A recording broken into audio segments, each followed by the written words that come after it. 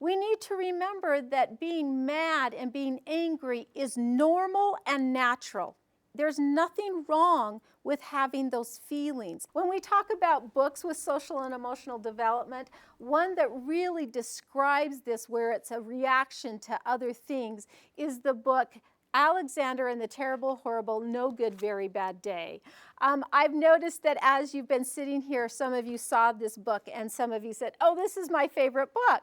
There's a lot of children that grew up with this, and this is a very good book to read to children so they understand that it's okay to be mad. You know, some days are just like that.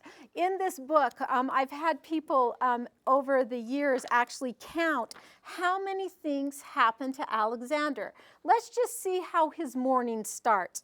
I went to sleep with gum in my mouth, and now there's gum in my hair. And when I got out of bed this morning, I tripped on the skateboard, and by mistake, I dropped my sweater in the sink while the water was running. And I could tell it was going to be a terrible, horrible, no good, very bad day.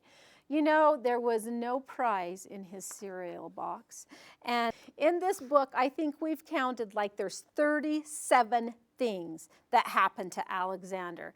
Talk about a reaction to other feelings that go on in a child's life.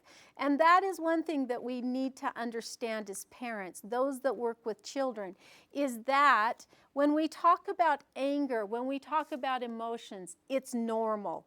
What we want to do is what to do with those feelings.